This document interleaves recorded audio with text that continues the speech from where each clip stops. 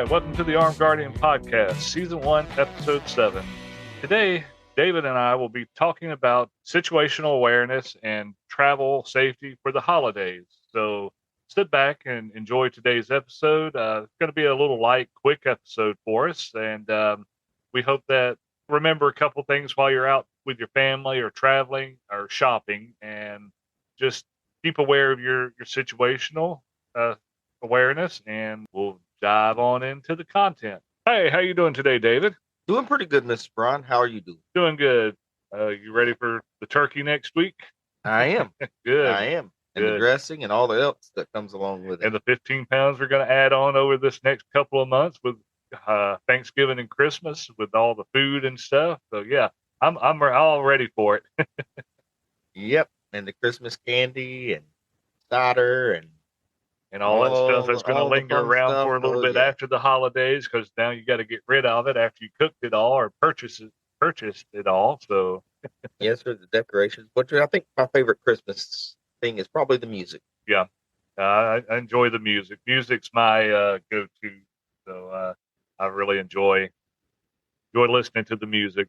And you only get it about a month out of the year. Sometimes I stretch that, but thankful for YouTube. Whenever I feel the urge to listen to something, my favorite Christmas is Mannheim Steamroller. So if I ever feel the urge to want to listen to something like that, great for YouTube. Oh yeah. I love the Mannheim Steamroller. Great Christmas. Yeah. Okay. Well, today we want to talk about travel safety. We've got a few topics here that we're going to branch out on, and like I said, this is going to be a light, quick episode, but we just wanted to highlight some of the things for people to be aware of. So what we got up first, David? All right, so first we've got the reciprocity, which is basically different states honor other states. Right. For instance, we live in Georgia. Georgia honors Florida's permit, and Florida honors Georgia's. Same with the other states that surround us, and there's other states that do that as well. And then so a lot of states, they have reciprocity with several states around. Right. So when we're talking about reciprocity, basically it's the states agreeing to honor each other's permits. Right. So we need to make sure that that our permits are honored by the state if we're traveling and going to a state. And we also need to be up to date on that state's laws as well. And even if we're going to a local area, even the local area law. And Mr. Brian has a good resource here that he'd like to tell y'all about when it comes to checking reciprocity. Yeah, one of the, of course, we're USCCA instructors, but they've got a great app in both the iTunes and Android app store, but it's USCCA Reciprocity, and I'll try to put the link in the show notes for that. But it's a great little app. You can put in your home permit, and then it will it'll show you where other states have recognized your permit from Georgia for in our situation or wherever you're from, and then it'll also actually give you the breakdown of law summaries or even some details on different laws for that particular state. Just knowing also that some states that do have reciprocity, there are some that have limited reciprocity, where you can only carry a 10-round magazine instead of a whatever magazine you want to carry. Some states have ammo restrictions. Just knowing, like with us with Georgia and Florida, Georgia we can open carry. Florida you cannot open carry, even with a permit. So just knowing those laws and how they will apply to you, and being a responsibly armed citizen whenever you're traveling, it'll just stand out and give the gun community, the people around us, that, hey, we know what we're doing, and we're abiding by the laws, and we're doing everything safely.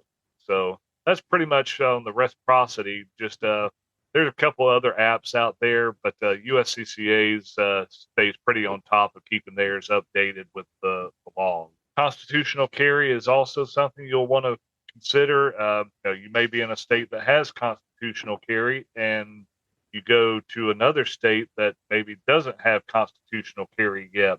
There's currently 27 states that have some sort of constitutional permitless carry. The others, you have to have a permit to carry. So just knowing what you can and can't do will keep you and your family safe, money in your pocket, and you with your family instead of spending a couple of days or spending time in a local county facility. When we're traveling, David, what are some things we need to be aware of or think about with our vehicle as far as traveling? Yes. A lot of this is just simple stuff like make sure gas is in your tank. Check your gas gauge. Make sure you got enough gas to get where you're going. Um, maybe plan your route so you know where your gas stations are, restaurants, stops, anything like that. Yeah. Checking your engine oil. Make sure your car's got water in it for antifreeze in the wintertime. Yeah. You've got a backup for small leaks or something where you can replace that. Keep a quart of oil in the vehicle, a gallon of pre-mixed coolant, or even just water for an emergency situation.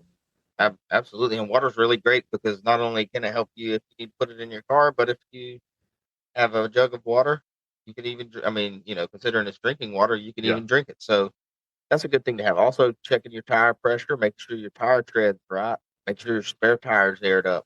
Make People sure you don't got think about that. yeah, exactly. Make sure you got a spare tire in there. Make sure that the jacks, all the things you need Jack, to the change your handle, and tires all there. that. But yeah, it's real bad when you pull out your spare tire and it's flat. Yeah. Real bad feeling.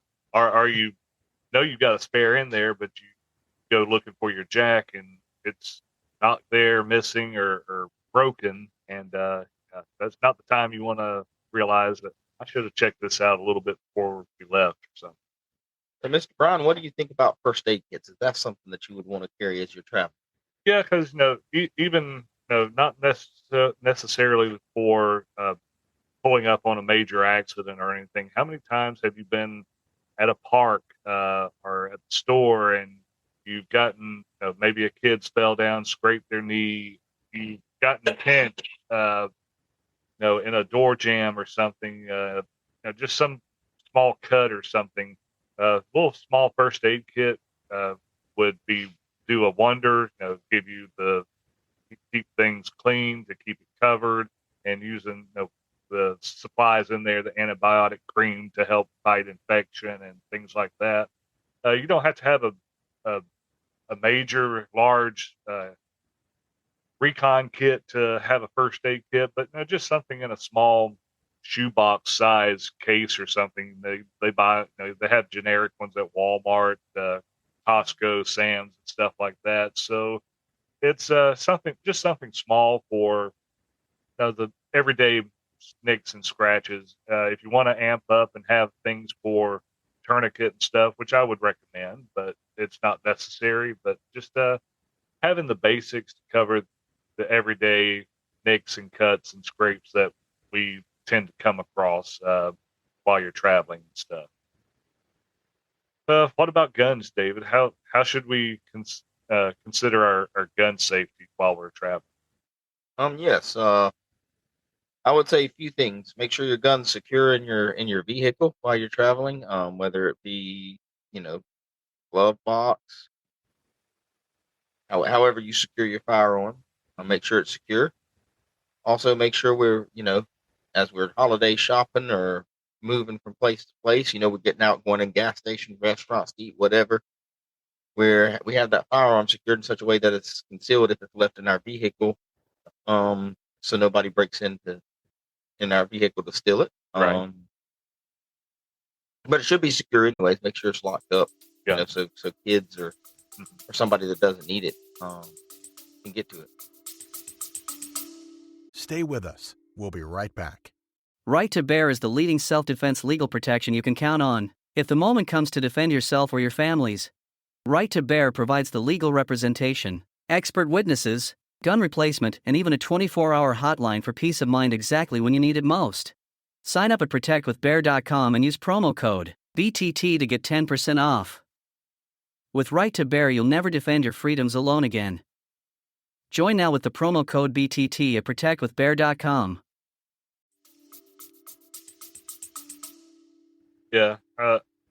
One thing talking about the guns in the vehicle, I get for just traveling where you're going somewhere. Get out of the vehicle and you're taking your gun with you. These little magnetic securement devices. But for something like that, I'm fine. I would really prefer somebody to have anytime you have a holster or a storage for a gun to have whatever it's got to cover the trigger guard, so there's no chance of any negligent discharge or anything like that. But yeah, you wouldn't want to leave your uh, concealed carry pistol on that magnetic holder against the console while you run into the gas station or into the restaurant or something, because then that's going to open up. Somebody walks by and or they're intently looking and find something. Cover it up. Use a towel or a sheet or something to cover it up if you need to leave something in a holster in your vehicle where you can't take it in. So, but anything else on the I think that's it on the firearms as far as from a traveling right? standpoint. Looking at another thing, wearing appropriate clothing, both for carrying, we're talking about traveling with the gun or with the weapon inside your vehicle, but also, if you get out of your vehicle and your weapon is on you, wear the appropriate clothing. Right. If you're where you need to, just wear the appropriate clothing, I guess, to conceal your firearm or to be able to access it if you need to. And also, you may be traveling a long way, and I know down south here it's relatively warm out right now, but if you're traveling up north, it's probably going to get considerably colder. Right. So make sure you have the appropriate clothing for traveling across those long distances where the weather may fluctuate pretty drastically. Yeah, I think so. Just because you also got to watch out too with locations as you're traveling. That some states, if you expose that weapon, even if it's concealed, it's called brandishing in some states, where it can be a chargeable offense if your weapon's displayed and they have a strict concealed carry law in their state. So just again, going back to knowing the laws of where you're going to be traveling, where you may be getting out of. Just true purpose of concealed carry is being concealed, being that gray man where you're armed, you're ready to act if needed, but nobody else knows what you're doing. So okay, anything else on the traveling safety, David, that you can think of? Not that I can think of. I think that covers most of the travel safety. I'm sure there's probably other things we could talk about, but I think that's a good portion of it. Let's talk about situational awareness now, Okay. Mr. Brian. How about parking lot safety? A lot of people are going holiday shopping, Black Friday and after, getting their Christmas gifts and whatever. How do we need to look at that when we're pulling into parking lots? Well, before we jump right into that, I think we talk in our classes, and there's a universal color code for your situational awareness that Colonel Jeff Cooper came up with, and maybe we should review this here real quick. But as we are armed citizens, we should always remain in what they call condition yellow, just because we're armed and we're carrying a firearm. But there's 4 different color codes. I've heard of one that's has a 5th, but that's one that I don't use all that much. It's a pretty serious color code. If you're in that color code, you're against everything at that moment. But condition white, that's where you're unaware, and that's perfect thing that we're trying to bring awareness to in this holiday travel episode that we're doing. We don't want to be in condition white, because that means that we're not paying attention to our surroundings. We may be caught up in getting the kids out of the vehicle, putting things in the car, or getting them from the car, taking them to the house. It's just not being aware, not paying attention to our surroundings. Condition yellow is where we're aware of our surroundings. We're vigilant, but we're not hyper vigilant. We're not paranoid. It's just we're looking around, we're seeing things, we're noticing things, but we're able to still continue on, even if you're in a group of people, you're able to be in condition yellow, looking around, but still carry on conversations with your friends, family that you may be with. So that's condition yellow. You got condition orange, which is something's alerted you. You're a heightened awareness of alertness, and you've seen something that doesn't look right, but it's not something that you need to act on maybe just yet.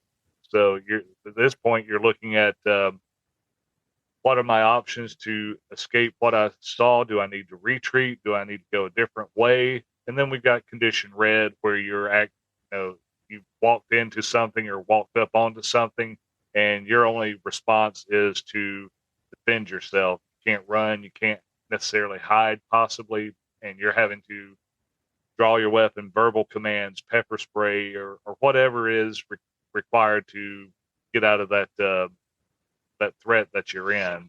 So just remembering those 4 color codes we talk about, we just want to stay in condition yellow. But going back to our first topic, the parking lot safety. As you're pulling into a parking lot, shopping center, gas station, even your own driveway, being aware of your surroundings, what's going on around you. Is there anybody standing in a not normal place? Is there somebody looking distraught?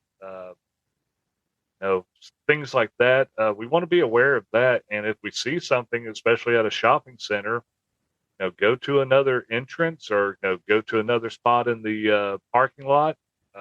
Sometimes we get our vehicles, we get pretty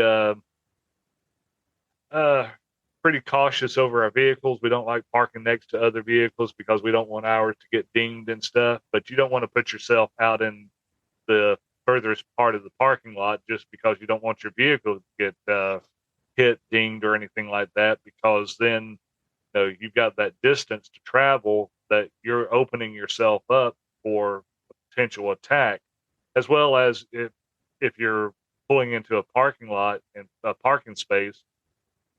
Before you unlock your car, you're looking around, and then as you get out of your vehicle, you're looking into the vehicle next to you, just to see if anybody's in it, or someone may be laying down in the back seat or something, looking for an attack. With just some things to not be paranoid about, but just little indicators to watch for, things to look for to keep yourself and your safety up. You got anything else on parking lot safety? Yeah. If you're a few things. At night, if you're going shopping at night, parking in well-lit areas, where the lights are pretty well. Make sure you have a flashlight with you. Also, the other thing is avoid parking lots that don't have a way out, that may have little choke points through them, where you go into an area where it's locked in. Now, sometimes, parking garages would be a good example of that. Absolutely. And you may not be able to avoid those. Or they may come up on you before you even realize it. But if you can, I would be very careful avoiding blind spots or choke points where you can't get out. And if you do have to go in a place like that where it's not easy to get out, you need to be thinking about alternate means to get away from a threat. So that's the basic thing with parking lot safety. Also, even talking about parking around people, I think that's a good thing, parking around other cars, but also with parking around other cars, or where the majority of people are parking, also comes to creating blind spots like that. So as you're walking through a parking lot, making sure you're keeping an eye out, maybe keeping a distance from any blind spots you could see, so that way if something happens, you have some reactionary time to do what you need to do to flee, or whatever you may need to do. Yeah, and that's feeding off of that.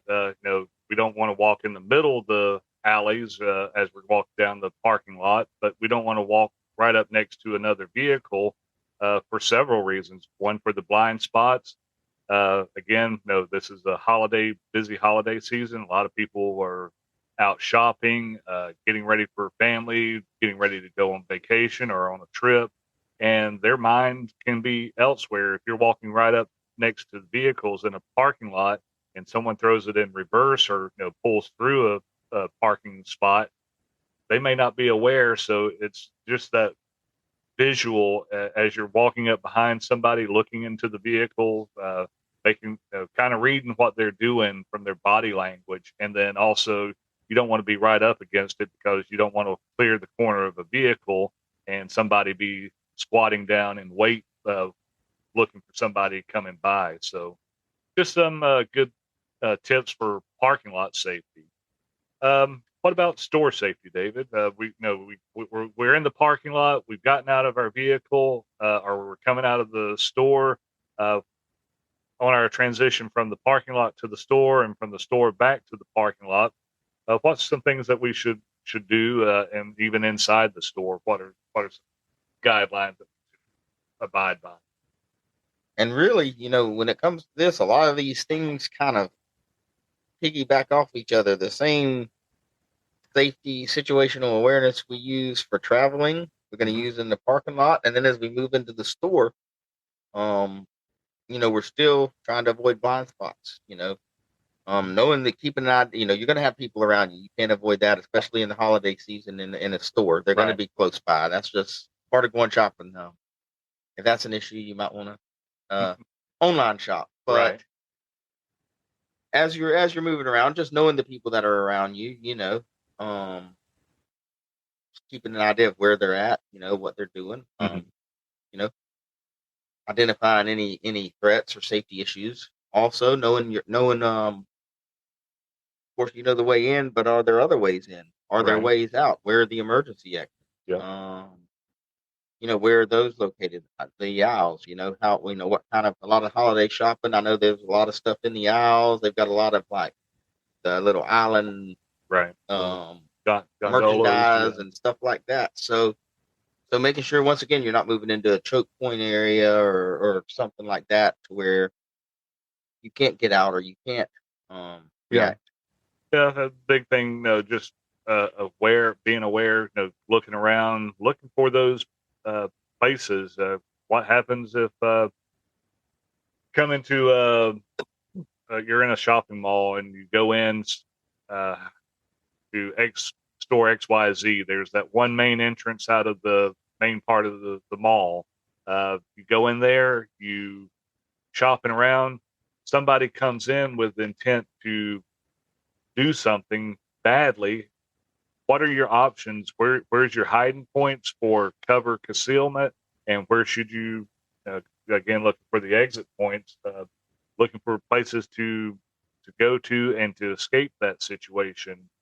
Also, with the store safety, while a lot of times, parents will take their children, sometimes their infant children with them. They'll have them in the buggy. Don't get so caught up in the shopping that you're not paying attention to of your little one or the toddlers, that aren't in the buggy, but are old enough to walk beside it or something. Just paying attention to them and the surroundings around them, because in the past few years, more so in the holidays, I've heard stories and read stories where children have been attempted to be abducted because the parents are busy shopping, picking something up, or trying to get help for an item. So just be aware of that with your kids. With anything else on store safety? Yeah, just one thing I wanted to touch on. You mentioned cover and concealment. Just to clarify what we mean by cover and concealment, I think this is a good thing for most people to know. Or most people do know this actually, but there are people that don't, and this is just to clarify what we mean by cover and concealment. Cover is anything that will stop a bullet, an engine block, old oak tree that's like maybe 6 foot wide, concrete pillar in a garage. Yeah. Block wall that's filled with concrete. Those would be ideas of cover. Right. Some of those may or may not work in different situations, depending. But as a general rule, that would be cover. Concealment would be like sheetrock walls. mattress. Mattress. It's something that just hides you. It's not. That's the only protection that concealment is doing. Is it's hiding your image from the view of somebody else. Basically, But as a general rule, bullets can still penetrate yes. concealment. Yep. So just wanted to clear that up. Also, and when this kind of goes with our next topic, we're going to talk about restaurant safety, but I think this one actually kind of covers a little bit of all of the above, and that's having a safety plan in place if you have a spouse, if you have children, Mm-hmm. or maybe family members that are with you, maybe that you care for, or whatever the case may be. Right. Have a plan and let them know. If you say get down, they know to get down, Right. or to move. That way when you say something, they know that they're looking for danger around them and they're trying to get out, get to an exit, whatever. A duress or action word. Once that word is put out, they're alert. They're put into that condition, yellow or orange. But then they also are aware of what's going on. That you're not trying to push somebody, and they don't know what's going on because you didn't have a code word or duress word or something. So, just having that duress or action word that should be, once that's spoken, that, oh boy, something's about to happen. We need to act. We have our plan. If this word is spoken, what we're going to do, what each person's responsibility is, and go from there. And I would say, even going back to your other thing, we're moving from condition yellow. At the point we hear that word or get down or whatever, we should immediately elevate condition yellow to condition orange or condition red, depending on the situation. Yeah. So, having that in place to where the people around you, family, whatever it may be, they Mm-hmm. know that what to do and how to respond Right. when something like that happens. Yeah. And if you're out shopping, both parking lot and store, have somebody watching. Say you have a teenage child or your spouse, you're looking at something for the kids, or you've got your eye on something. Having the other partner or friend that you may be with looking around at the surroundings while you're so involved in that object, or getting help for that to get help to see something in the shelf or something, just to play off of each other if you have multiple people. And I would recommend, if possible, having a buddy or going with somebody to kind of be as your sixth person watching your six. So Absolutely. I think, not to bring back our old military days, but I mean, when you were in the Army or military, you had a battle buddy. Yeah.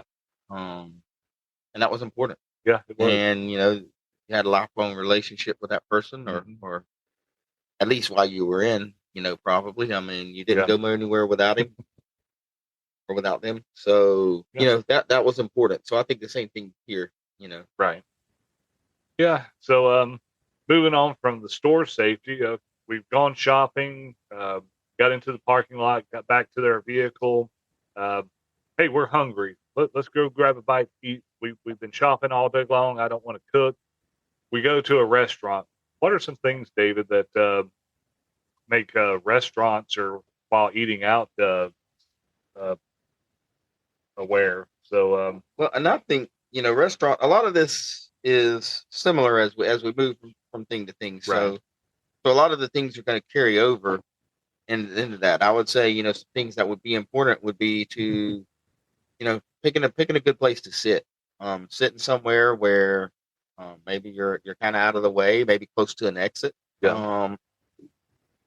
Where you can get out fairly quick. If you're sitting in a booth and you got a bunch of people and Yeah. everybody's got to jump out around the booth, that might not be a good idea. Right. You're kind of in that death tunnel, as we call it, or I've called it, where you're basically stuck. You're at a dead end.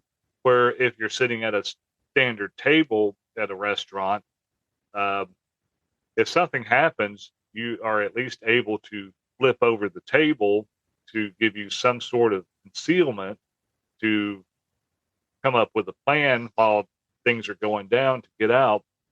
And again, you want to be close to an exit. Always be aware of your exit points, and just review an exit strategy. Always have a plan for after an incident, both home or out in the public. Um, if things go bad, our action or duress words put out, we escape. If we're not all together, we have to go different ways. Where is our rally point? What do we do? Do we text, call?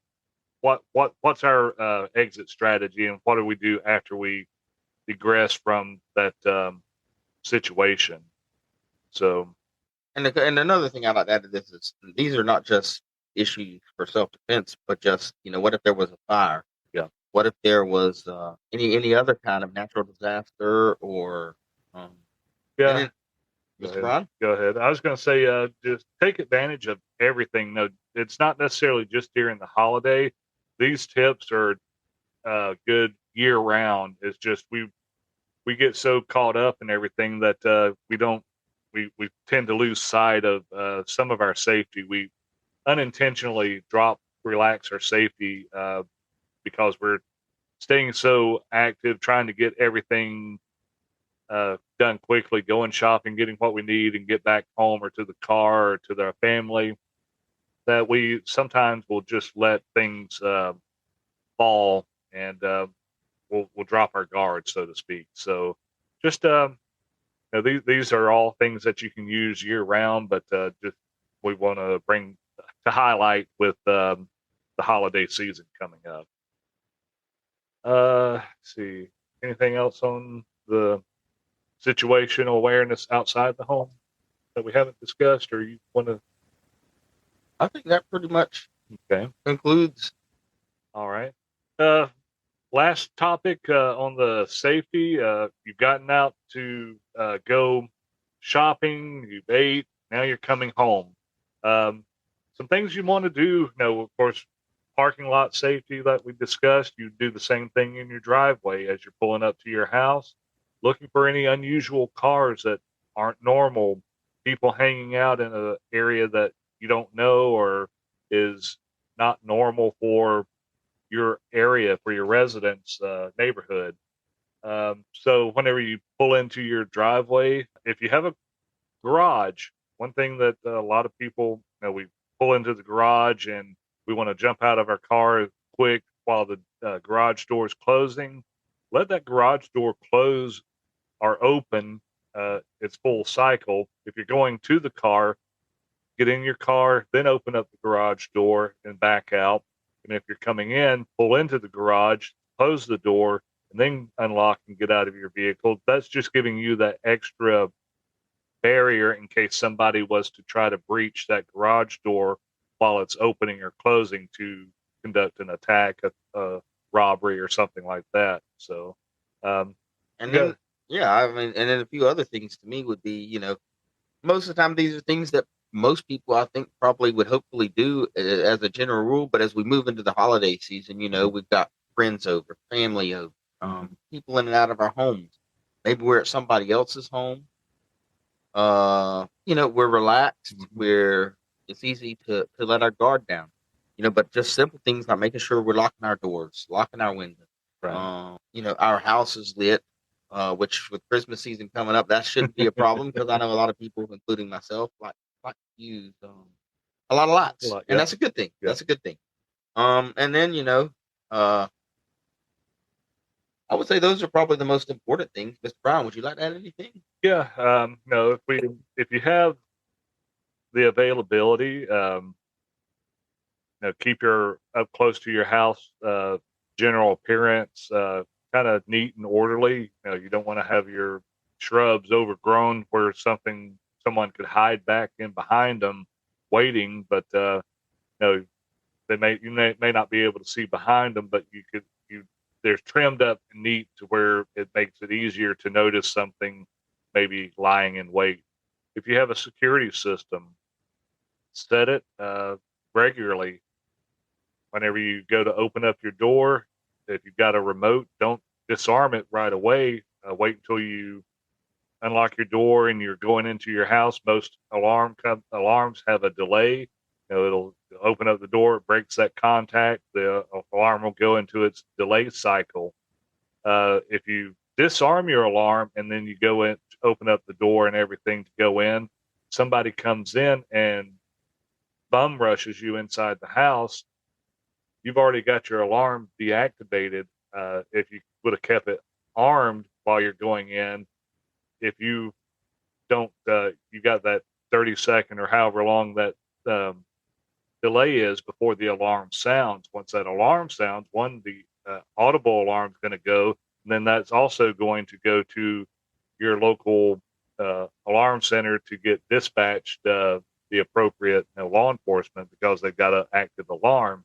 Where that just is just an extra security thought. And I know some places, some alarms, they may have them set where once you immediately open up the door, the alarm goes off. But if you got a delay, use that delay to your advantage. And then having that family plan, like we talked about, what's going to happen. We do fire escape, fire alarm plans. What happens if we have a fire at the house? Where are we going to meet and everything? Have the same thing for your home, for your home defense. Just have your safe rooms where your home defense firearm is going to be placed at. You want to talk a little bit about the home defense things that we might want to consider with our the home defense checklist? I think we've pretty much covered a pretty good bit of all of the above. All right. Let me think for a minute. Is there anything else? I would say one other thing is, a lot of people like the motion light. I have some at my house that are activated by motion. I mean, that's not just a holiday thing, but a year-round thing. Right. Those are good because not only does it startle somebody that may be coming, to either, that doesn't need to be at your home, but also it's a good warning system for you, right, as you see the light. Yeah. And something that we talked briefly about a home alarm, but a lot of people are getting these doorbell cameras, or outdoor security cameras. Before you open up a door, somebody knocks at your door. You don't just open up the door. Hopefully, you look through the peephole, your window, or something. Look to see what's out there. Are you expecting a package? Somebody comes in. I got a package, or I got a pizza for so and so. Did somebody order it? Are you expecting a package? If not, don't open that door before you go out. Just on a daily routine, don't just blindly go out your exit door, go to your car to go to work or to church or wherever.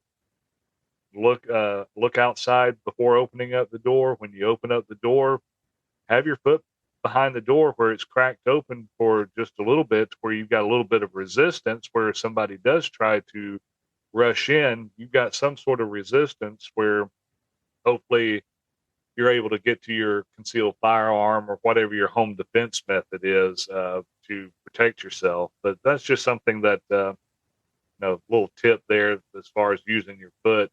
You're not going to stop them from coming in, but you're going to give them a little bit of resistance where you give yourself a couple seconds to react. Anything? Absolutely. And then another thing is even, I think keeping, a lot of people have the screen door or glass door, and then the actual wood door, maybe keeping that door locked. Yeah. So that way you can open up, you can see who's there, and it's not gonna, if it's glass or screen or whatever, it's not gonna stop somebody that really wants to get in there, but it will give you time to react, to shut the wood door and get safety, call 911, whatever you may need to do. So, that would be a good thing to have. Yeah. If you don't already have one. I know a lot of houses do. Yeah, a lot do. You may have some like an apartment complex. Most apartment complexes don't have screen doors or security doors. So having that extra, that peephole, or using that foot to kind of be a door stop for a moment. Just some tips there for you guys to stay safe. Or even the old chain lock where you can open the door, say 3 or 4 inches to where you can see what's on the other side. That might be that, or That would even help with and the lockable storm or screen door. You'll be able to, if somebody's trying to open up that screen door or breaches the door jamb and opens up your main door and that catches by that security chain, that gives you that time to, like we've told you, react, get to your safe room, to your home defense weapon, have your plan in place to where you're able to react to take care of yourself and your family. So on that note, we hope that everybody takes to heart some of these tips. And like I said, these aren't just necessarily for the holiday, but no, they're for year round. So just take care of yourselves. We'll have one more episode before before Christmas, but this is take care of your Thanksgiving and Christmas travel needs. So, you have anything before we close, David? Happy Thanksgiving, everyone. Yeah, Y'all have a great holiday season. Yeah, have a happy Thanksgiving. We wish you the best, and don't forget, if you need any tips or anything, check out our main company's website or see us for training, Blueberry Tactical and Training LLC. We offer these home defense classes. We offer some seminars that are free periodically, so take advantage. We'll be doing a few Zoom classes too, so that'd be a good way if you don't want to leave your house to take a class or learn some information, just to do it online. So everybody be safe. Happy holidays. Merry Christmas. Happy Thanksgiving. And we'll see you again soon. The views and opinions expressed in this podcast are those of the host and the guest and do not necessarily reflect the views and opinions of the podcast publisher, its affiliates, or any other entity. The information contained in this podcast is for entertainment purposes only and should not be construed as medical, legal, or financial advice. The podcast publisher and its affiliates assume no responsibility for any liability, loss, or damage caused by the use of information contained in this podcast. Listeners are advised to consult with a qualified professional before making any decisions based on the information contained in this podcast.